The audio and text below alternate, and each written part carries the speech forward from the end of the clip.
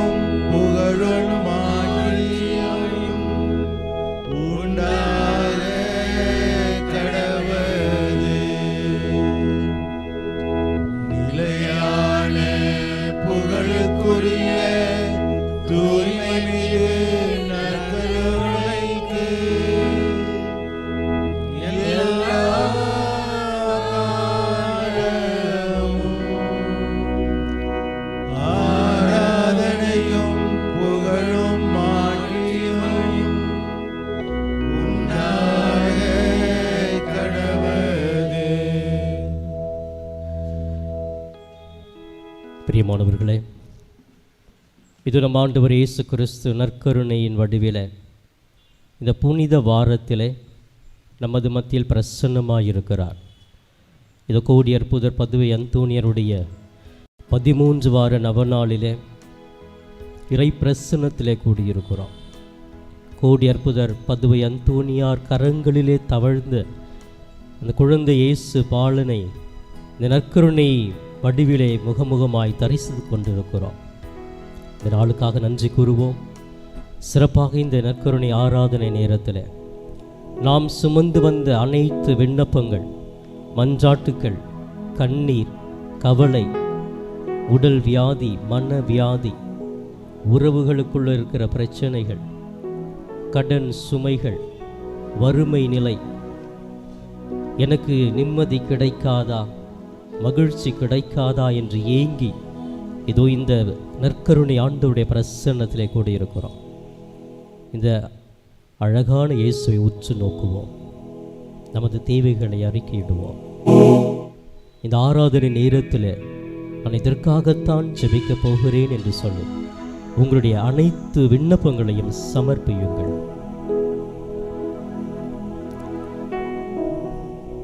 விண்ணப்பங்களை சமர்ப்பித்தவர்களாக அனைவருமே எழுந்து நிற்போம். இந்த தூய இடத்திலே நம்மை முழுமையாக பரிசுத்த ஆவியானவர் ஆட்கொள்ள வேண்டும். ஆவியில் நிறைந்து நாம் ஜெபிக்க வேண்டும்.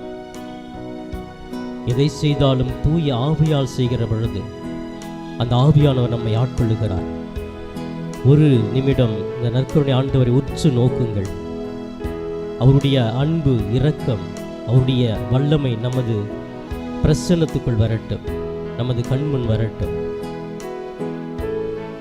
அப்படியே கண்களை மூடுவோம். நாம் இருக்கும் இடத்தை நினைத்து பார்ப்போம். பராக்குகளுக்கு இடம் கொடுக்காமல் ஆவியால் முழுமையாக ஆட்கொள்ளப்பட வேண்டும். அக்கினியின் அபிஷேகத்தால் நிரம்ப வேண்டும் என்று சொல்ல, யாரையும் எங்கும் பார்க்காமல் கை கூப்பி கண்களை மூடி கைகளை விரித்து வாஞ்சியோடு ஆவியானவர்கள் செல்லுவோம்.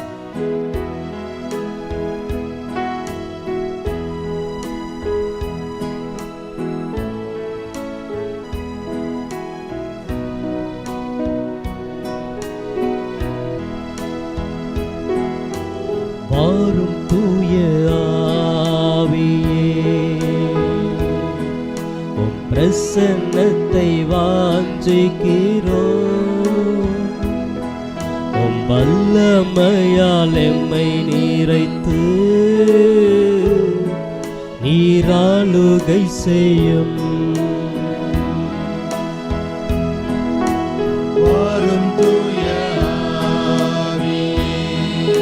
ஆவியானவரே, எங்களிடத்தில் ஆசீர்வாதம் இறங்கி வாரும். ஆவியே,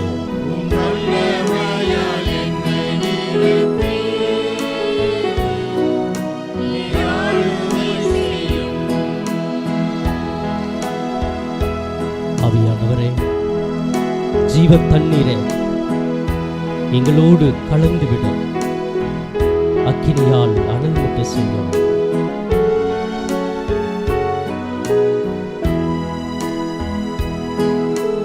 ஜீவ தண்ணீரே, தாகம் தீர்க்கும் மூச்சே, ஆலோசனை கர்த்தரே, எமை ஆளுகை செய்யும். ஜீவ தண்ணீரே, தாகம் தீர்க்கும் மூச்சே, ஆலோசனை கர்த்தரே, எமை ஆளுகை செய்யும்.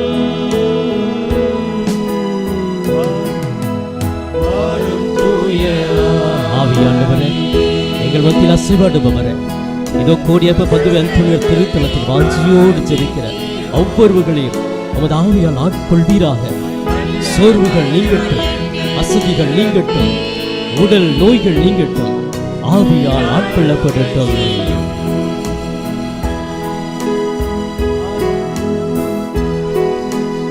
அக்கினியும் நீரே, அனல் காற்றும் நீரே, பெருமழையோடு என் உள்ளம் வாரும்.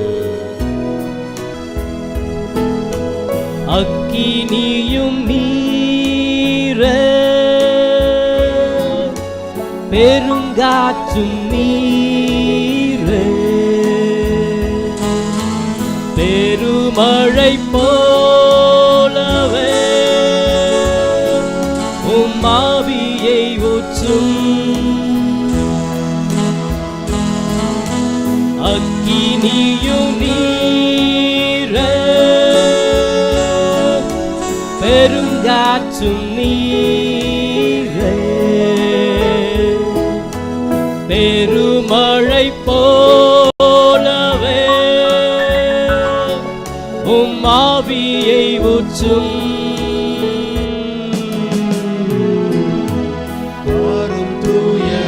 ஆவியானவரே, அக்கினியின் ஆவியானவரே, இதோ பிள்ளைகளை ஒப்புக் கொடுக்கிறோம், பிரசனத்தில் ஒப்புக் கொடுக்கிறோம். ஆட்கொள்ளு, சோர்வுகள் நீங்கட்டும், வசதிகள் நீங்கட்டும், கொள்ளாத அந்தகர சக்தியுடைய சூழ்ச்சிகள் நீங்கட்டும். ஒவ்வொருவரையும் உச்சம் தலையில் உள்ளம் பாதவரை தொட்டு குணப்படுத்துகிறார். ஆசீர்வதியும் தெய்வமே, தூய ஆவியை ஒப்புக் கொடுக்கிறேன். ஒவ்வொருவரையும் தனிப்பட்ட விதத்தில் ஒப்புக் கொடுக்கிறேன். உங்களுடைய தலைமுடி எல்லாம் எண்ணப்பட்டு இருக்கிறது என்று சொன்ன தெய்வமே, ஒவ்வொருடைய பிரச்சனைகள், கண்ணீர், கவலை அனைத்தையும் அறிந்த தகப்பனை ஆவியால் ஆட்கொள்ளும்.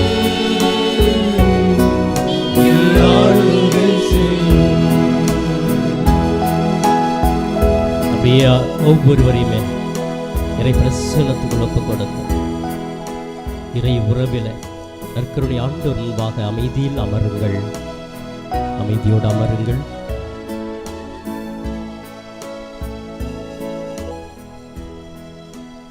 அமர்வும். ரோமையருக்கு எழுதிய திருமுகம் 5ஆம் அதிகாரம் 1-5 முடிய இறை வசனங்கள். ஆகையால் நாம் கொண்டுள்ள நம்பிக்கையின் மூலம் கடவுளுக்கு ஏற்புடையவர்களாயுள்ள நாம் நம் ஆண்டவராகிய இயேசு கிறிஸ்துவின் வழியாய் கடவுளோடு நல்லுறவு கொண்டுள்ளோம். நாம் இப்போது அருள் நிலையை பெற்றிருக்கிறோம்.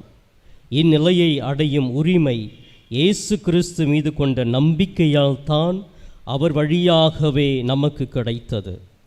கடவுளின் மாட்சியில் பங்கு பெறுவோம் என்னும் எதிர்நோக்கில் நாம் பெருமகிழ்வும் கொள்ள முடிகிறது. அது மட்டுமல்ல, துன்பங்களை தாங்கிக் கொள்வதிலும் பெருமகிழ்ச்சி கொள்கிறோம்.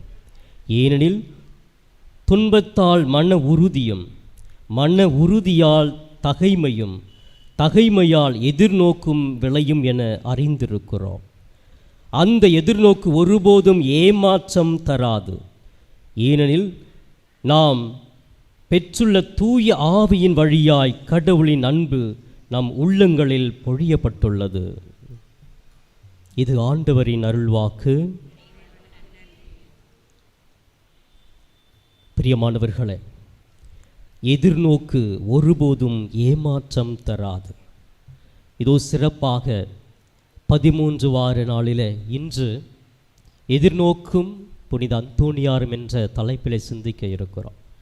இந்த ஆண்டு தாயாம் திரு அவையானது ஜூபிலி ஆண்டை கொண்டாடி கொண்டிருக்கிற நேரத்தில் நமது திருத்தந்தை பிரான்சிஸ் அவர்கள் சென்ற ஆண்டே இந்த ஆண்டின் மைய கருத்தை அவர் கடிதத்தின் மூலமாக தெரிவித்திருக்கிறார். எதிர்நோக்கு ஒருபோதும் ஏமாற்றம் தராது.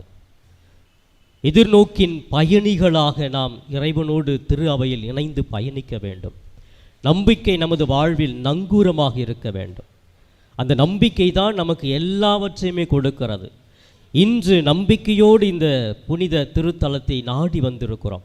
அந்தோணியார் எங்களுக்காக பரிந்து பேசுவார், எங்களுக்கு அனைத்தையுமே கொடுப்பார். இதுதான் உயர்ந்த நம்பிக்கை.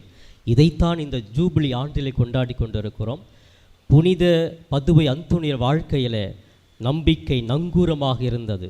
எதிர்நோக்கி பயணித்து கொண்டே இருந்தார். என்னோடு இறைவன் இருக்கிறார், நான் கேட்பது எல்லாம் கொடுப்பார், நான் மக்களுக்காக பரிந்து பேசுகிற எல்லாவற்றையுமே அவர் கொடுப்பார் என்று எதிர்நோக்கி பயணித்து கொண்டே ஒவ்வொரு நாளும் இருக்கிறார்.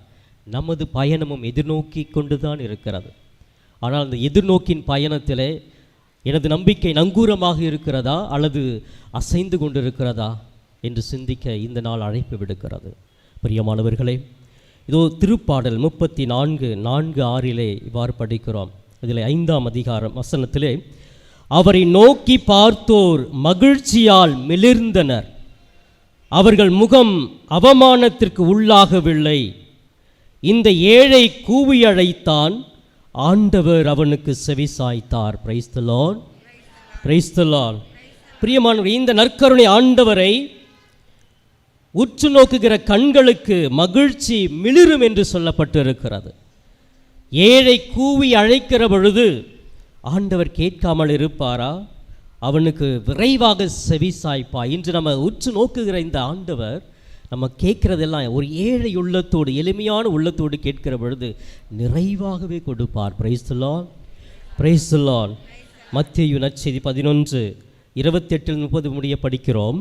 பெரும் சுமை சுமந்து சோர்ந்திருப்பவர்களே, எல்லாரும் என்னிடம் வாருங்கள், நான் உங்களுக்கு இளைப்பாறுதல் தருவேன். நான் கனிவும் மன தாழ்மையும் உடையவன். இறுதியிலே, ஆம், என் நுகம் அழுத்தாது, என் சுமை எளிதாயுள்ளது என்றார். Price the Lord. சுமை சுமந்து சோர்ந்து வந்திருக்கிறோம், எதிர்நோக்கி வந்திருக்கிறோம். இந்த நற்கருணை ஆண்டவர் சிறப்பாக இன்று நடக்கிற திருப்பலியின் மூலமாக கோடி அற்புதருடைய பரிந்துரையை கேட்டு எனக்கு கொடுப்பார் என்று நம்பிக்கையோடு வந்திருக்கிறோம். Price the Lord.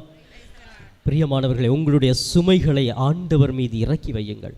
கண்ணீர், வேதனை, கவலை, உடல் வியாதி, திருமணம் ஆகவில்லை, குழந்தை பாக்கியமில்லை, நினைச்ச வேலை கிடைக்கல, வேலையில் தோல்வி, குடும்பத்தில் நிம்மதி இல்லை, பல்வேறு பிரச்சனைகள், 1 2 உச்சம் தலையிலிருந்து உள்ளம் பாதம் வரை அவ்வளவு வியாதிகள், உடல் உறுப்புகள் எல்லாம் ஆண்டவர் தூய்மையாக்க வேண்டும். உறவுகள் மத்தியில் இருக்கிற பிரிவினைகள் எல்லாம் சேர வேண்டும். நமது உள்ளத்திலே மகிழ்ச்சி கிடைக்க வேண்டும், ஒரு அமைதி கிடைக்க வேண்டும். அப்படிப்பட்ட இந்த ஆண்டவர் கொடுப்பதற்காகவே இருக்கிறார். Price the Lord, praise the Lord. என்னை நம்பி வந்த சுமை சுமந்து வந்த உங்களை நான் வெறும் கையாக அனுப்ப மாட்டேன். உங்களுக்கு தேவையானதை கொடுத்து அனுப்புவேன். எப்படி கொடுப்பேன்? அமுக்கி குலுக்கி சரிந்து விடும்படி உங்களுக்கு தேவையானதை நீங்கள் எதிர்பார்ப்பதற்கு மேலாகவே கொடுப்பேன் என்று சொல்லுகிறார். பிரியமானவர், இதைத்தான் எரேமியான் புத்தகம் 29ஆம் அதிகாரம் 11வது வசனத்திலே படிக்கிறோம். உங்களுக்காக நான் வந்திருக்கிறேன், திட்டங்கள் எனக்கு தெரியும் அன்றோ, அவை வளமான எதிர்காலத்தையும் நம்பிக்கையையும் உங்களுக்கு அளிப்பதற்காகவே, நல்வாழ்வின் திட்டங்கள் அன்றி கேடு விளைவிப்பதற்கான திட்டங்கள் அல்ல. நான் உங்களை அழைத்திருக்கிறேன் என்றால் நல்லது செய்வதற்காகத்தான். கடவுள் நம்மளை அழைச்சிருக்காருன்னா கேடு விளைவிக்கவா? ஐயோ, இவனுக்கு எப்படி துரோகம் செய்யலாம், இவனை எப்படி கெடுக்கலாம்? இல்லை, அவர் நல்லதை கொடுப்பதற்காக மட்டுமே இங்கே இருக்கிறார். Price the Lord, praise the Lord.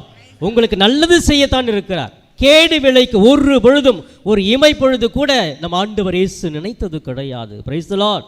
நம்ம சில நேரங்களில் புலம்பலாம், ஆண்டவரே என்னை கைவிட்டுட்டே, எனக்கு இவ்வளோ அவமானத்தை கொடுத்துட்டு இல்லை. ஒரு பொழுதும் கேடு விளைவிக்கிற செயல்களை இறைவன் நமக்கு செய்ய மாட்டார். அப்படியே அந்த கேடுகள் வருகிறது என்றால் அந்த நம்பிக்கை எனக்கு குறைவாக இருக்கிறது, எதிர்நோக்கி நான் பயணிக்கவில்லை என்ற ஒரு கருத்தை முன்வைக்கப்படுகிறது. ஆம் பிரியமானவர்களே, இது சிறப்பாக மீண்டும் அனைவரும் எழுதி நிற்போம். இறை பிரசன்னத்தில் நம்முடைய விண்ணப்பங்களை எல்லாம் கண்முன் கொண்டு வந்து அனைவரும் எழுதி நிற்போம். கரங்களை விரித்து கொள்ளுவோம், தலையை தாழ்த்துவோம். அப்பா, நான் வெறுமையாக இருக்கிறேன், உம்மை நம்பி வந்தேன். என்னுடைய விண்ணப்பங்களை நீதான் கேட்க வேண்டும், எனக்கு தேவையான நீர் கொடுக்க வேண்டும். நம்பிக்கையோடு விண்ணப்பத்தை கேட்பவரே, என் கண்ணீரை காண்பவரே, என் சுகம் நீர் தாங்கிக் கொண்டு எனக்கு விடுதலை கொடும் என்று சொல்லி வாஞ்சியோடு பாடற் குழுவினரோடு பக்தியோடு ஜெபிப்போம்.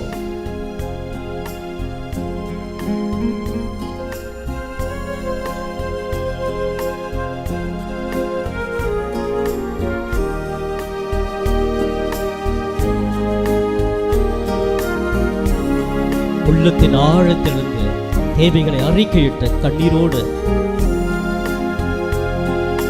விண்ணப்பத்தை கேட்பவரே,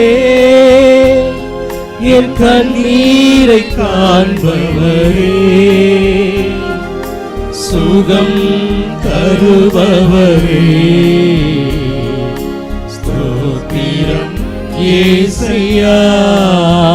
மீண்டுமாக விண்ணப்பத்தை கேட்பவரே, என் கண்ணீரை காண்பவரே. எங்களுடைய விண்ணப்பத்தை நீதான் கேட்கிறேன், எங்கள் கண்ணீரை பாரும் இயேசுவே. நாடி வந்த பிள்ளைகள் இயேசுவே, எவ்வளவு வேதனை, எவ்வளவு கண்ணீர். உங்கள் கண்ணீரை துடைக்க நீர் வரமாட்டீரா? ஏதோ இது நோக்கி பயணிக்கிற இந்த கிறிஸ்துவ வாழ்வில அவர்கள் எதிர்பார்ப்பை நீ பூர்த்தி செய்வி. எதிர்நோக்கு ஒரு போதும் ஏமாற்றம் கொடுக்காது என்று நம்பட்டும் பிரியமா. வாங்கி வாரும் இயேசுவே.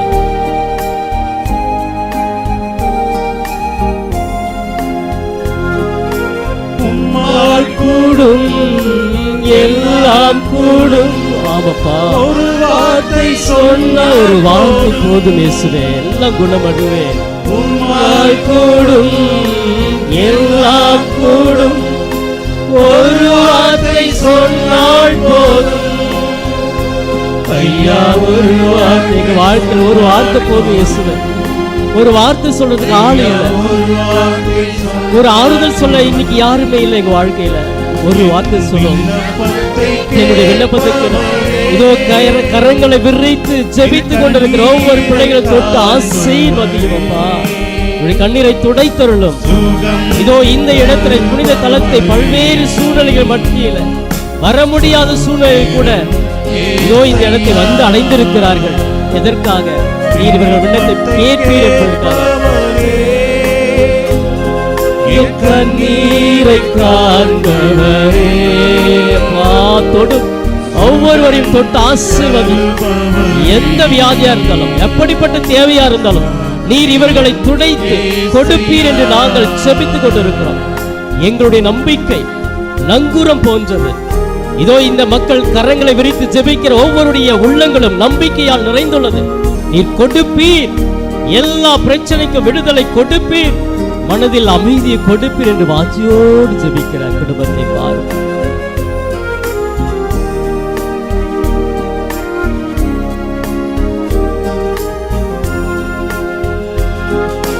மனதுருகி கரம் விரித்து அதிசயம் செய்வரே.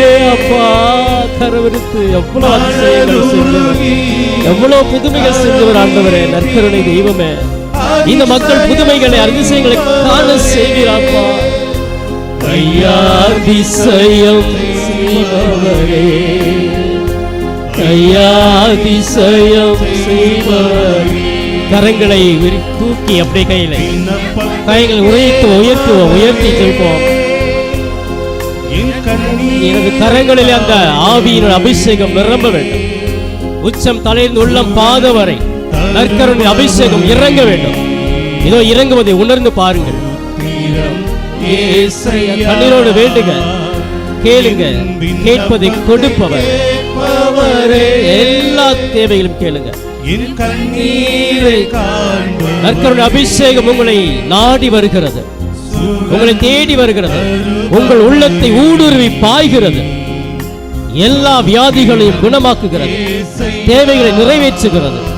உணருங்கள், இந்த நற்கருணை ஆண்டவர் ஒரு பொழுதும் ஒரு நாளும் நம்மை விட்டு நீங்க மாட்டார்.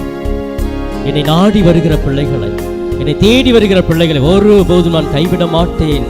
சுமை சுமந்து சோர்ந்திருப்போரே, அனைவரும் என்னிடம் வாருங்கள்.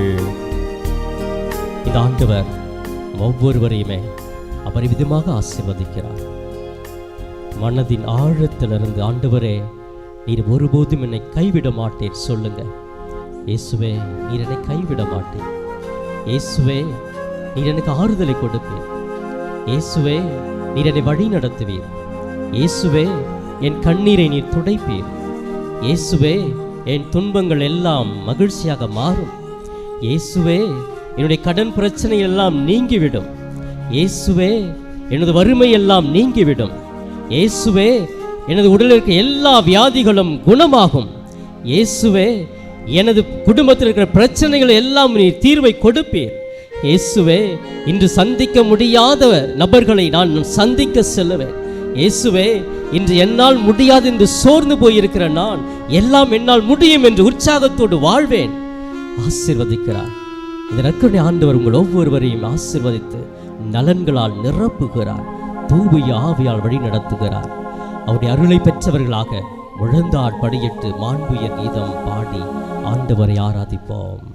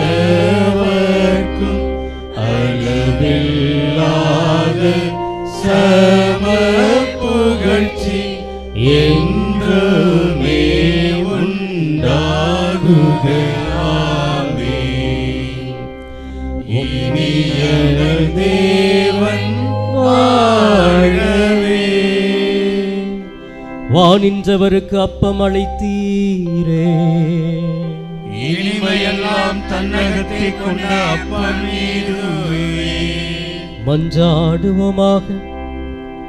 இறைவா, இந்த வியப்புக்குரிய திருவருட்சாதனத்திலே உம்முடைய திருப்பாடுகளை நினைவு எங்களுக்கு விட்டு சென்று உமது திருவுடல் திரு ரத்தம் இவற்றின் மறைபொருளை வணங்கும் நாங்கள் உம்மீது பின் பலனை இடைவிடாது அனுபவிக்க அருள் புரியுமாறு உம்மை மன்றாடுகிறோம். என்றென்று வாழ்ந்து ஆட்சி செய்கின்றவர் நீரே.